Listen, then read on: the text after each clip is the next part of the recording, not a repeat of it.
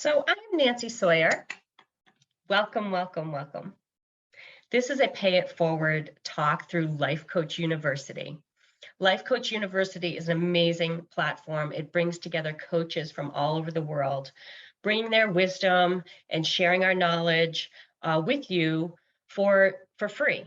The only thing we ask in exchange is that you pay it forward in some way that works for you. Whatever that is perfectly fine. What a great model, right? To make the world a better place, to step out there and how can we all take part in making this world a better place? Anything we can do every day to spread some love, spread some kindness, a nice word for someone, put a smile on someone else's face. We all have that ability to do that every day. And thanks for being here. And I hope that you get something out of today and can take that with you, and that you can also pay it forward in some way in your day. So if you don't have one, maybe you want to grab a notebook today. Today we're talking about divorce, post-divorce. Specifically, you're divorced, now what? What's the next step? Before we get there, I want to tell you about a little bit about Life Coach University. There are, like I said, coaches from all over the world. And a couple of them coming up are, let's see, I'm just looking at the website here. It's lifecoachuniversity.com. You can go and you can sign up for any of the talks that you want. You just register, click register, and then you join us when we do our webinar. So we have Norma Fran is coming up with how to lose weight your way. She's great, great energy. And we have Jody Jackson coming up on June 21st. About being who you want to be. That sounds like a great one. And Michelle Cavill on June 19th is going to be talking about how busy people get organized. So she's going to help you get organized. I might do that one as well, because I could use a little bit of that myself. All right, so let's get started. I am Nancy Sawyer, and I am a life coach. I focus on teaching people intentional living and how to master midlife. I deal with a lot of things that happen in midlife. One of the things that sometimes happens is going through a divorce. I went through a divorce myself 6 years ago, and you know, it's a challenging time, no doubt about it. Even if it's on the best of terms, there's still a lot that comes up. There's a lot to go through, and it's a pivotal time in your life. What I want to mention, just a little bit of housekeeping here. If you have any questions, you can put them in the Q&A. No, I'm sorry. Put them in the chat. Put them in the chat. If you have any questions or comments, put them in the chat. I'll periodically peek in there, and if there's something I can answer, I'll be glad to share. All right, so one other thing, I just got to pull up my notes. I do speak from notes. And thank you for allowing me to do that, because otherwise I go off crazy tangents. And so thank you for allowing me to show up authentically as myself. And I'm just going to switch my screen over here so that I am looking at you instead of my notes. So just hang on one sec here. Thank you for being patient with me.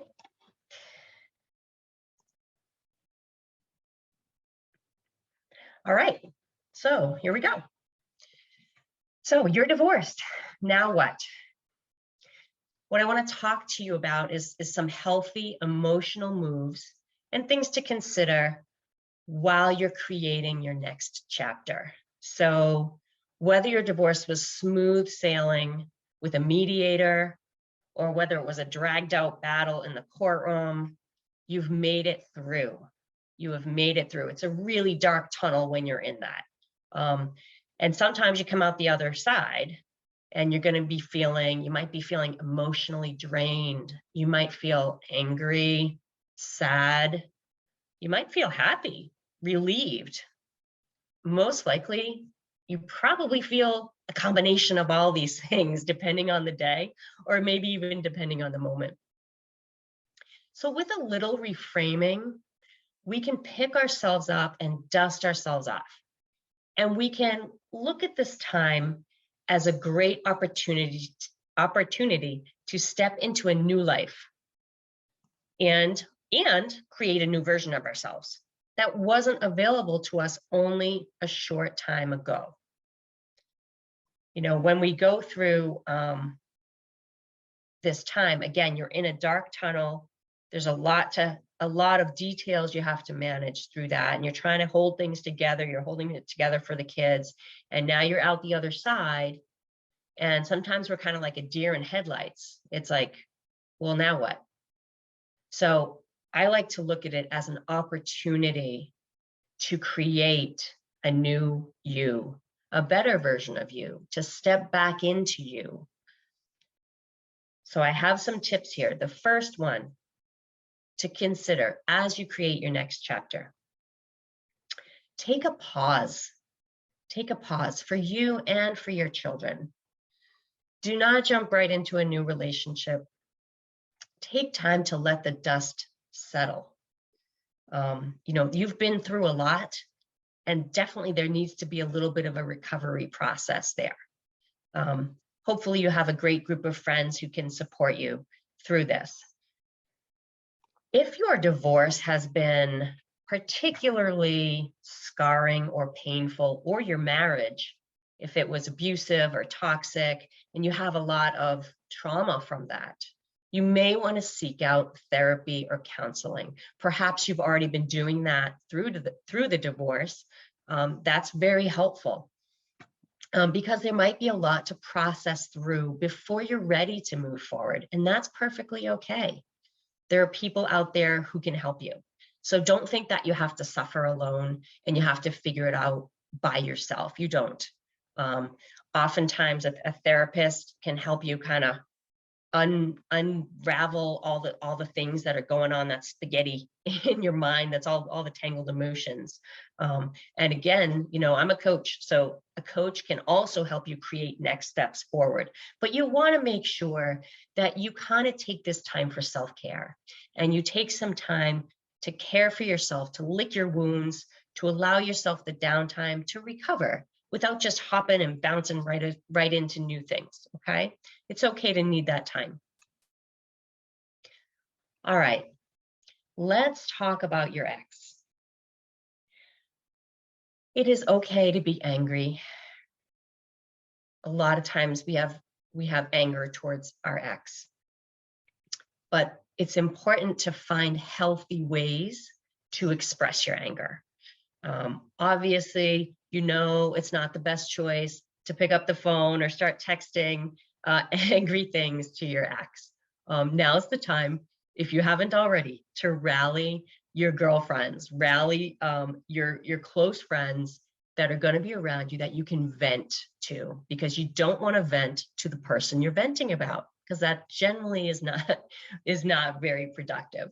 So healthy ways to express your anger. I personally use my phone a lot. I have the Notes app in my phone, and when I'm feeling overcome with anger or emotion or frustration, I will actually write it. I'll type it in my phone, and just to get it off my chest and get it out of my head. And that really helps. Even though I kind of want to, you know, call up that person and send it to him, I don't do that because I know that's not going to end well. So finding healthy ways to express your anger is going to be really important for you. And thinking about your ex, if you don't have children, think about if you want to keep in contact with your ex-spouse. Can you be friendly? Can you have a friendly relationship with them? Is that a healthy choice for you? Have you resolved your anger and issues that are left over from the marriage? So that's something to think about, is if you want to keep in contact, if you don't have children, okay? Obviously, if you do have children, that's a different story. Once you're through the divorce, I just want to say, if you have been trash talking your ex, now's the time to stop. Leave that in the past. All that stuff that happened is back there, and it's not going to do you any good to carry it forward into your future. So think about that. And if you have children, it's time to reframe your relationship with your ex and shift develop it into a co-parenting relationship.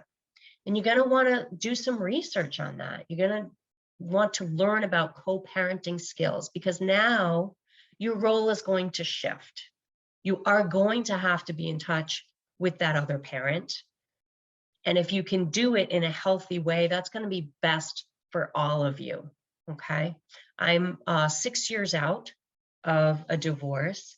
My ex and I have a good relationship. You know, we talk about our kids, we talk about logistics, but we also talk about what's working and what's not working. And we're flexible with our schedule, and we're flexible so that everyone kind of gets what they need. I think this is the best way to do it. We don't have to be adversaries.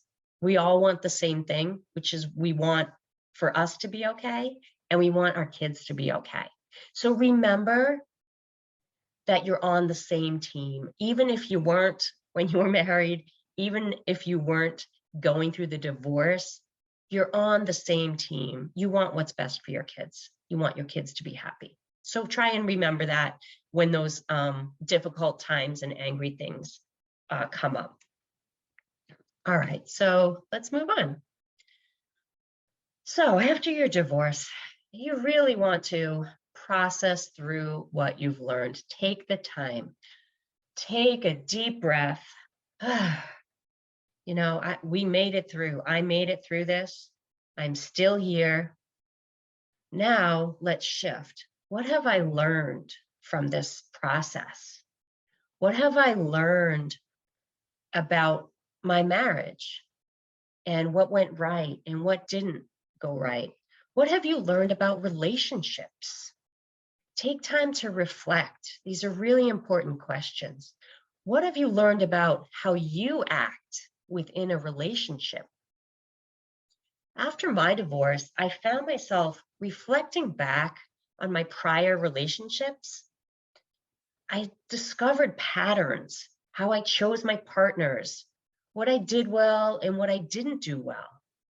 You know, immediately after the divorce and during the divorce, I kind of had a frame of, well, it's all his fault and it's not me. But over time, I realized I was a big part of it. I was a big part of the problems. We all bring stuff to the table, and it's okay to admit that. It's okay to accept that. And it's very important, if you want to move forward and have healthy relationships in the future, to understand that and to work on the things that you bring that might need some work. So again, reflect on what worked and what didn't work, and what you did that was helpful to the relationship, and what you did that was not helpful to the relationship. Because if we want to just continue blaming everyone else, that's not the way to growth. That's not the path to growth for ourselves, to personal growth.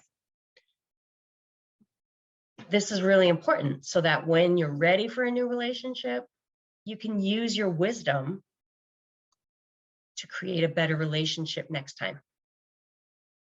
We often repeat patterns in our life, and we fall back into the same type of relationships until we learn the lessons that help us move forward and grow.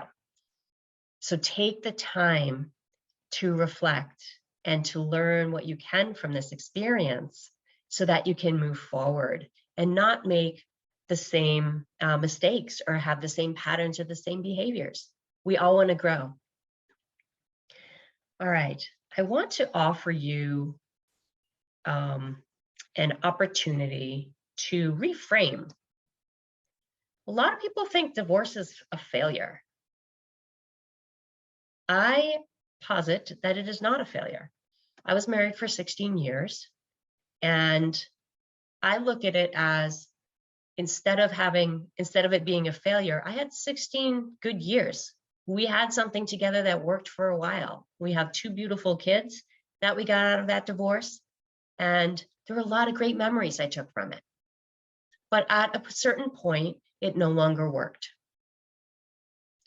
I personally think it is brave and courageous and honest when you can admit that with each other and say, it's time to move on. This isn't working anymore. Of course, we do that after trying and putting in the effort. But at some point, you know, we got to a point where we said, it's just not going to work anymore. And I think that's a brave choice. And I don't look at it as a failure. I look at that as a success, because now we have an opportunity to move forward in our lives and create new happiness. So don't think of your divorce as a failure. Remember the things that you were successful with in that divorce. Think about what gifts you're taking away. Did you have some amazing memories? Did you have some great times? These are gifts. Life is a long journey. And we want to remember the good times and the good moments and acknowledge that. So I'd like you to bring the good memories with you and the lessons with you, and leave the rest behind. Leave the negative stuff in the past. You don't need to worry about that. Let me see if I'm just going to check the chat here. No questions yet. Okay. I hope some of this is resonating with you. Another important thing after divorce is to allow yourself time to grieve. Okay. Grieving is a process, and it's not just when we lose people. We grieve oftentimes after we get divorced. We're grieving the marriage that we had. We're grieving the future we had hoped for. We're grieving the dreams that we had together. Some stages of grief may come up. Denial and bargaining probably came up early on in the process during your divorce. But after the actual divorce, you might still have anger. You might have depression. Hopefully, you're going to get into acceptance. And there's also a lot of fear of what's next for me. You know, what's going to happen next? What now? I'm all alone, right? There's this fear. And I want you to know you're going to be okay. It's now an opportunity for you to create a life that you want to live. You know, again, I remember being very angry at my ex the first, few months after our divorce. So remember to have your tribe of friends ready to vent to, okay? Remember to have your tribe of friends ready to lift you up when you're feeling down, if you're feeling depressed. If you need to seek out therapy, please do. You're not alone. Lots of people go through this. It's a very difficult time, but you will get through it, and you will come out stronger, and you'll understand that you can go through difficult things in life. So the next thing I want to mention is to let go. It's going to be important before you can move forward. You're going to have to let go.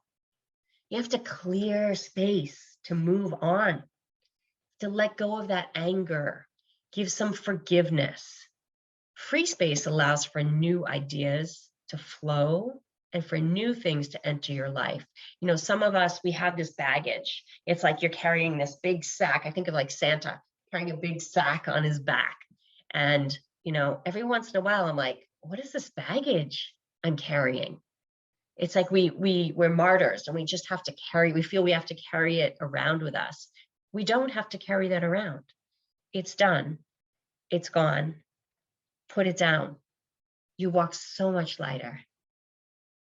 You feel so much better.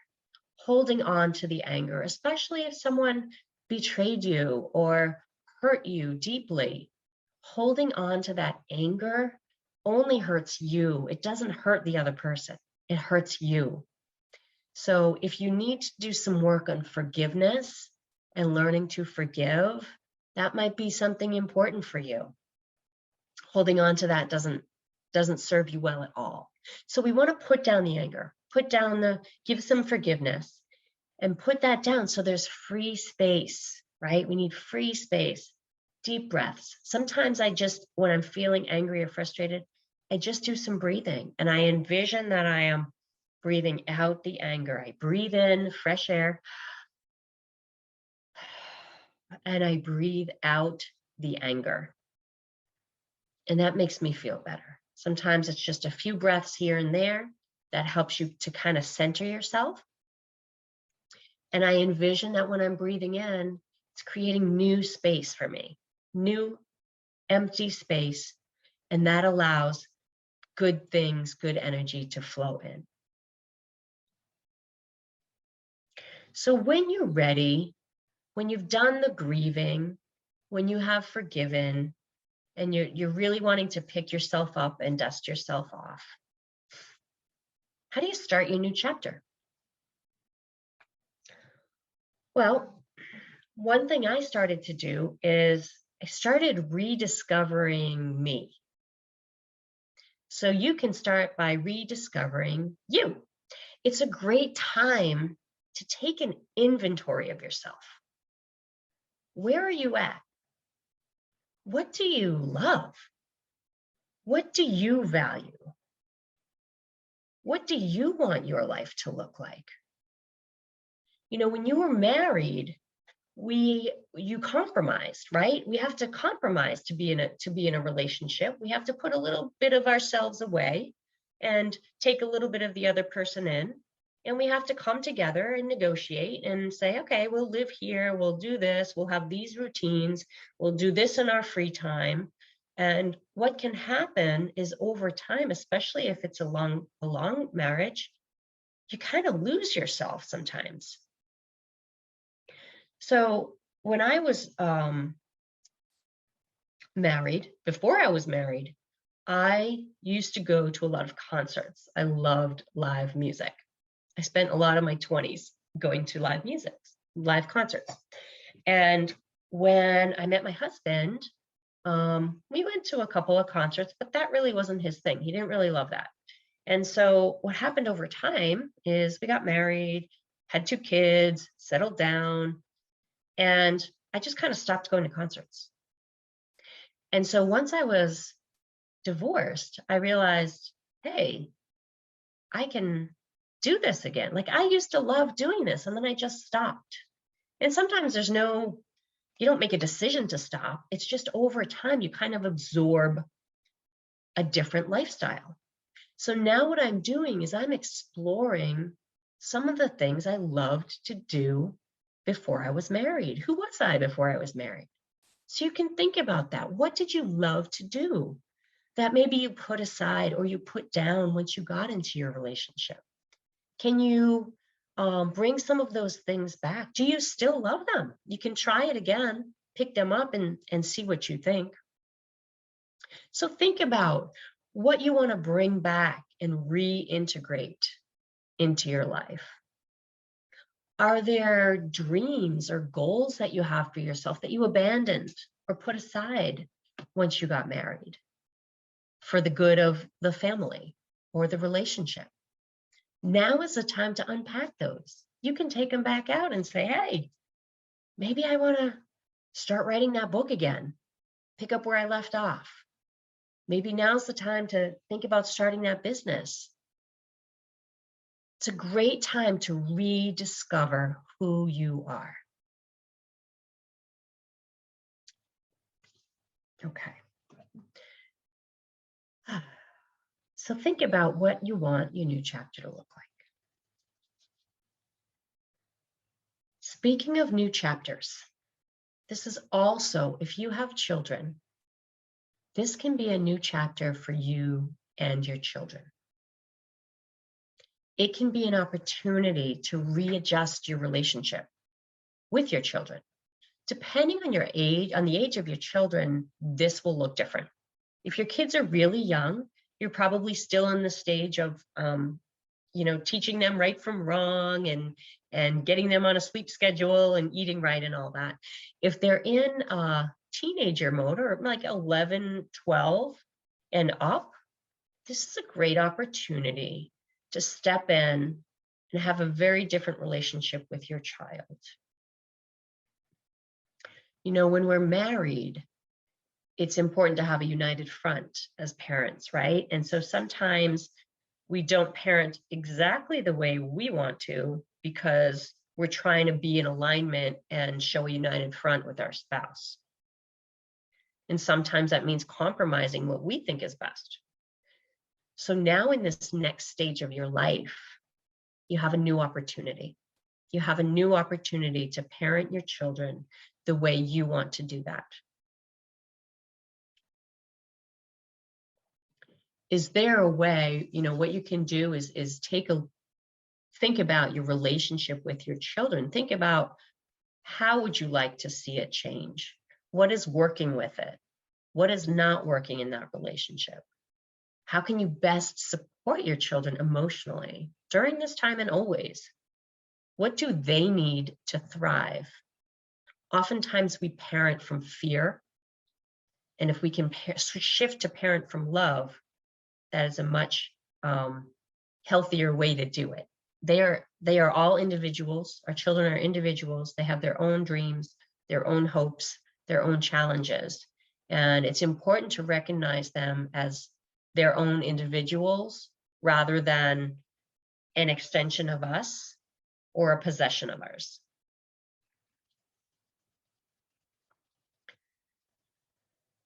So let's talk for a minute about co-parenting, right?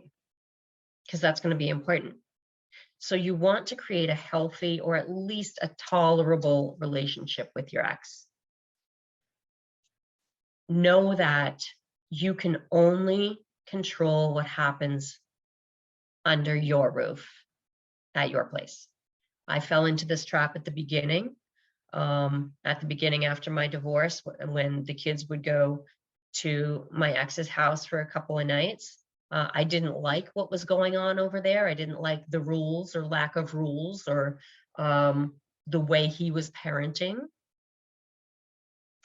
I knew that they were safe. I knew he loved them and I knew he would never hurt them, but I just didn't like the way he was doing it. And I let that upset me a lot. And I was really focused on that. And I was very angry. And in hindsight now, what I realize is I was trying to control, I wanted to control what was happening under his roof. And I can't do that. I finally accepted that I can only control what happens under my roof. And I have to have confidence that it's all good. They're learning different things from him as they are from me. And that is fine. They are learning different things and they will be able to sort it out at some point. So I let go of that anger and the angst and the worry about it. So I would recommend that you would do that, that you do that too. They're going to be okay. Think about some boundaries with your ex. Do you have to have certain boundaries about, like, can someone just stop by? I've heard the gamut. I've heard about exes who just walk in the house and open up the refrigerator, versus people who say nope, they have to call before they come over. So figure out what boundaries work for you and your ex. It's also going to be very important to help your children to cultivate a healthy relationship with both parents. You might be angry over things that happen in the marriage between you for your relationship, but that's not going to serve your kids if you keep them from having a healthy relationship with their mother or father. Think about, going forward, holidays, birthdays, life events. How can you coexist with your ex-spouse and even thrive? Can you come together to an occasion and enjoy each other's company and appreciate the good about the other person without being angry? These are opportunities to step in and to model for your children that divorce does not have to be nasty, that it doesn't have to be horrible. This is an opportunity for you to be great, healthy adults who model something wonderful.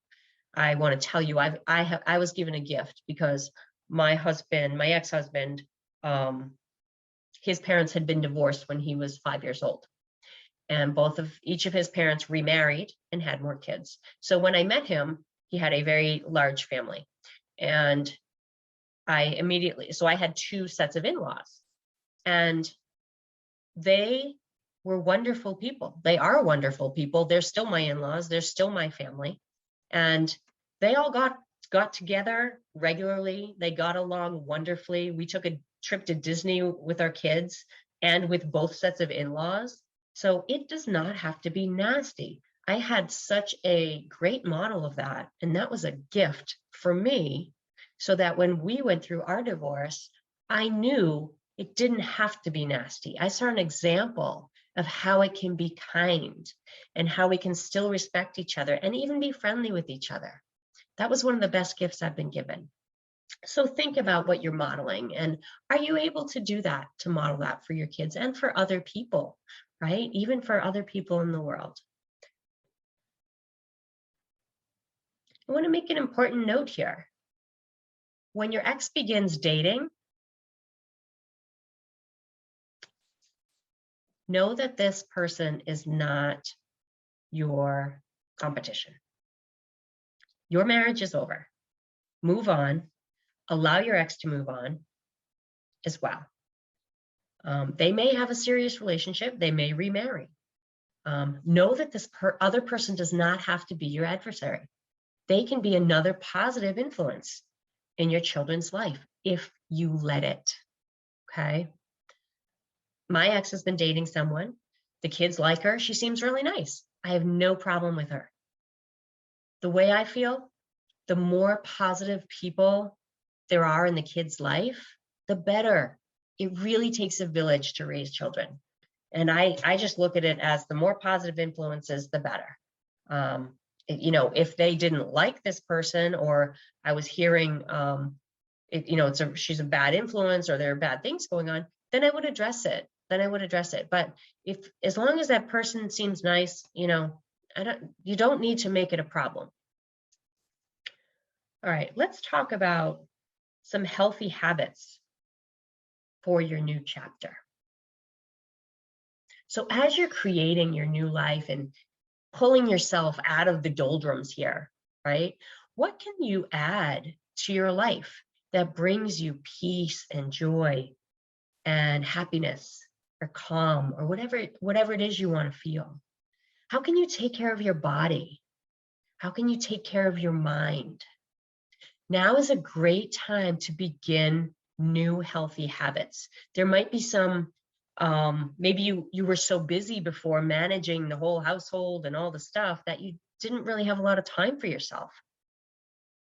Now might be an opportunity that you can do some new things that you couldn't before, right? I'm just going to give you a really small example that made a huge difference for me. When I was married, I was always the first one up in the morning and out the door. My husband didn't make the bed. He didn't think that was important, and the bed was never made. This is something that is so important to me. I don't know why. I like a made bed. It makes me feel calm, in control. It looks nice. And so now that I'm alone, I can make my bed every day. And I come home after, you know, after work or whatever, and I walk in and I'm like, it makes me feel so good. So there's opportunities now. There are things now that you can do. You're in control. So what do you want to add to your life? What are the things you want to do that you have an opportunity now? So think about what you can do. Healthy habits, taking care of yourself. Okay, that's going to be really important. Another important thing, it's okay to show your kids that you're human. It's okay to be real. I know that we want to be strong for the kids, and we do that, especially as moms. We try and be strong, but it's okay for them to see you cry. It's okay for them to see you have a bad day and to see that you're upset. This teaches them that life can be hard, but you'll get through it. So showing them perfection and hiding emotions from them, it doesn't teach them how to process through life's challenges. It's important to show them that you're human, and so that they can see that, yeah, you know, mommy was sad today, but she's okay. And it's okay to say to them, oh, I'm not having a great day. I'm going to go lie down, but I know I'll be okay after I rest for a little bit. You want to teach them self-care, model that. I also want to mention a little bit, I think sometimes after divorce, some of us tend to control a little bit even more of our kids. We tend to do that helicopter parenting, because we're concerned, are they going to be okay after the divorce? I want you to know they're going to be okay. And you cannot protect them from everything, nor do you want to. Learning for themselves is crucial. Kids need to learn. They need to have failures. They need to have mistakes. They need to make mistakes and recover and pick themselves up. And protecting them from anything that goes wrong or bad, or protecting them from emotions, does not raise them into healthy adults. So that's just something to think about. It is okay, again, to be human, to be imperfect, and to teach them that they are as well. And that's perfectly fine. All right.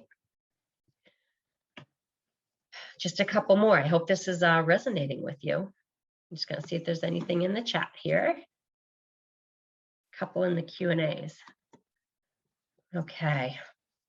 Someone says, I'm just going to read, there are a couple of things in here. Someone says, I'm divorced, I feel good. Then I meet someone who doesn't know about the divorce and they ask me about my ex. Then I get this awkward feeling. I don't know how to answer the question. I usually try to laugh it off, but I leave feeling angry all over again. Yeah, it sounds like you might have some more healing to do.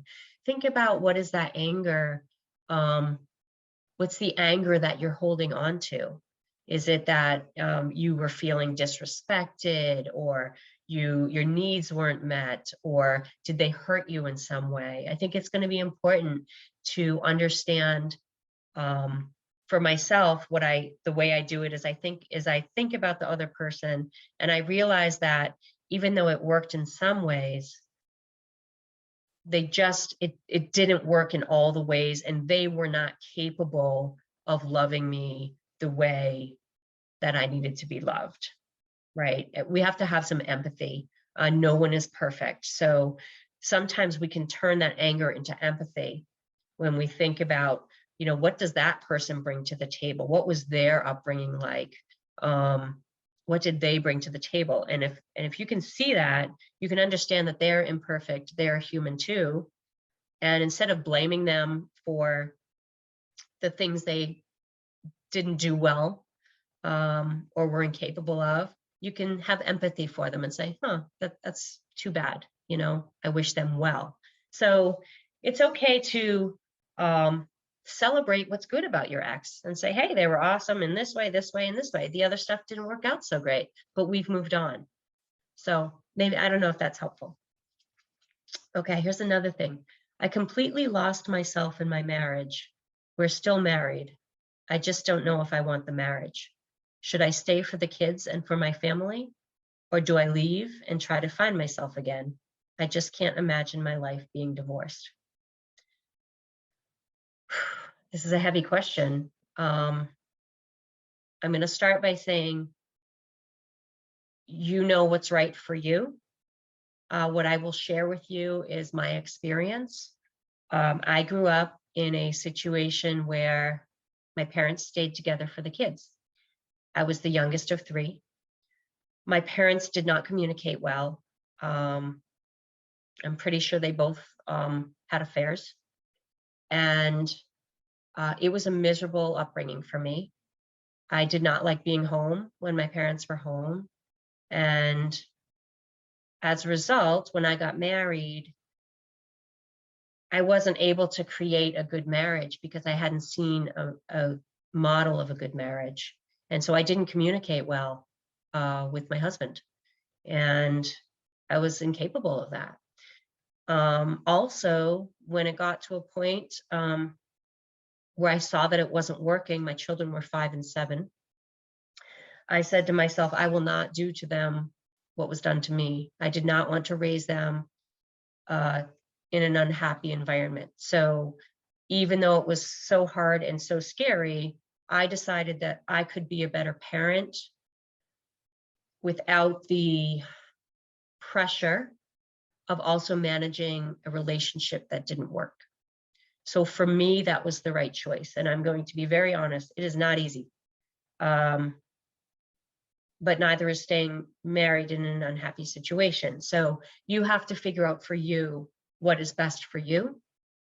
And I would encourage you to strongly I would encourage you strongly to lean on people. Ask people who have been through it.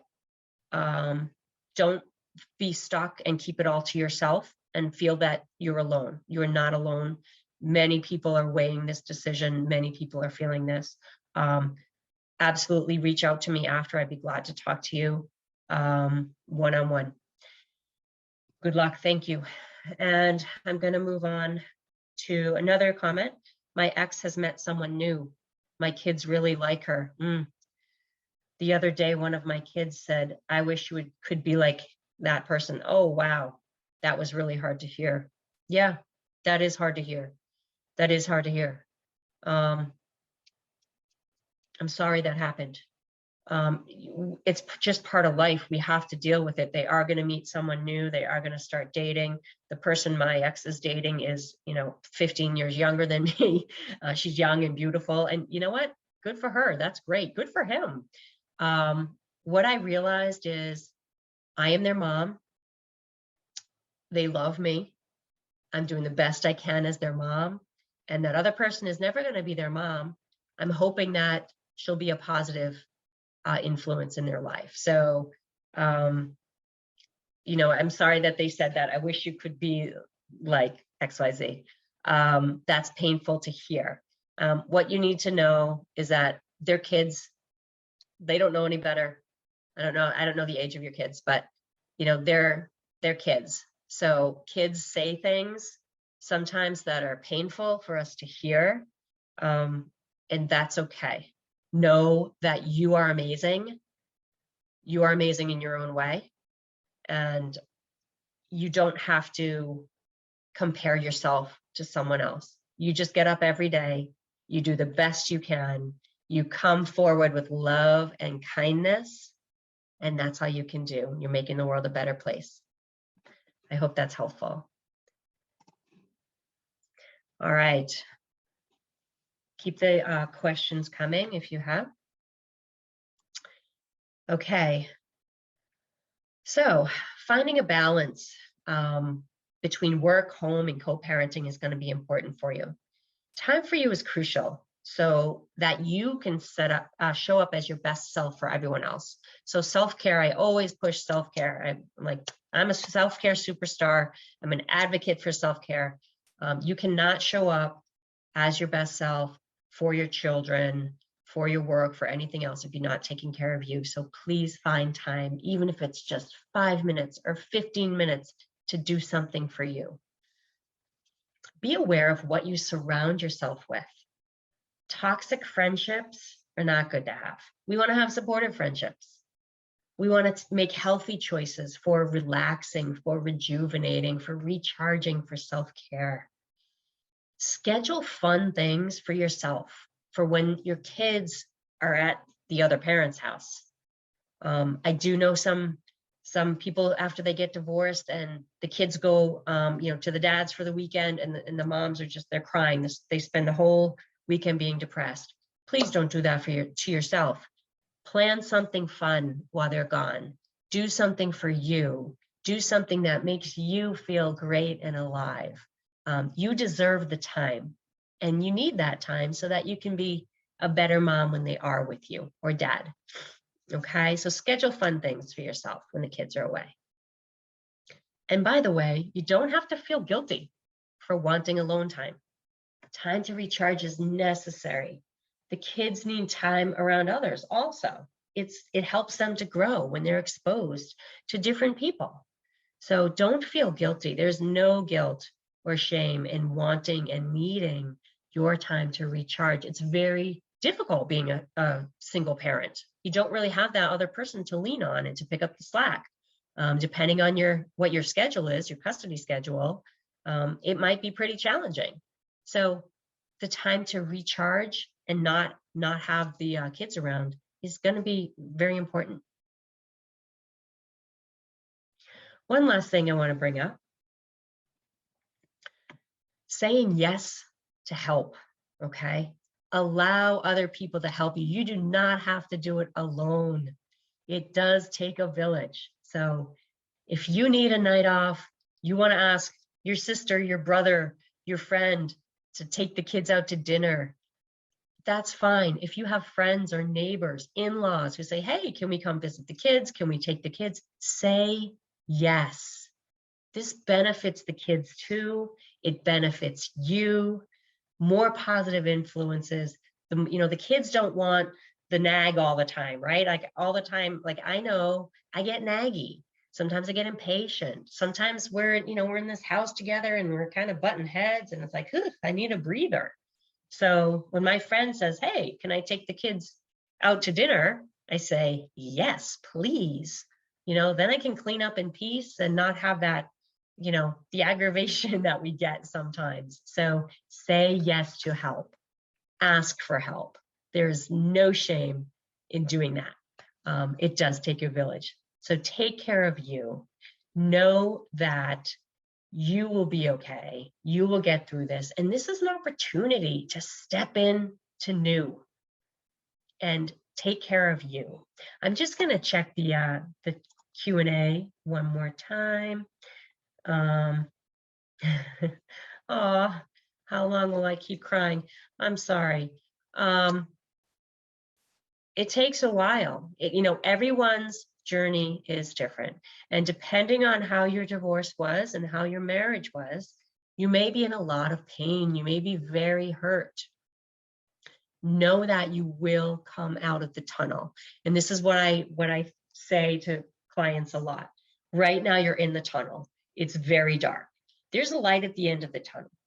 But even while you're in the tunnel, you still have to find light. So even on our darkest days, when we're very upset, we're very down, there is still something that we can find to put a smile on our face, to be grateful for. And that's what I would encourage you to focus on. Instead of focusing on what you're missing or what you're losing or what happened, focus on right now, here I am, what is around me? Like take a look around you. What is around me? I'm looking outside my window. There are some beautiful flowers out there. Those are beautiful flowers. Maybe you're cooking dinner. It's like, oh, I just made a great meal. Focus on the now rather than the past. And you have to continue doing that day after day after day after day. And it can be a long path to walk. But hopefully, each day you're going to see more light, more things to be grateful for, and have less time crying. It can be a long path, but hold on, you will get through it. You're going to be stronger. Think about things, in the past that you've been through that have been difficult. Maybe it was years ago, maybe it was just a couple of years ago. Remember how you felt when you were in it and how difficult it was. And now maybe you look back and think, wow, yeah, I got through, that was a really hard time, but I got through that. Know that this divorce will be the same eventually, okay? Every day that you travel forward, this is going farther in the past. So stay focused on the future and on the things you love and on taking care of you. And you will get there, I promise. Okay. So I'm just gonna, this one says, okay, my kids are young. I'm a stay-at-home mom. The fear of how I can provide for my kids as a single mom terrifies me. This is stopping me to actually go through with a divorce. Yeah, I think that a lot of people have that same fear. And there are a lot of questions that you have to ask yourself. An important thing is, again, to not stay stuck and try and figure it out yourself. You need to reach out for help. See if there are any resources in your area. I honestly went through something called a divorce boot camp before I got divorced. That was offered. It was a free program that was offered locally through a nonprofit. Meet with a lawyer, meet with a mediator, talk to friends, find someone, if you know someone who is already divorced, ask how they did it. You're going to want a plan.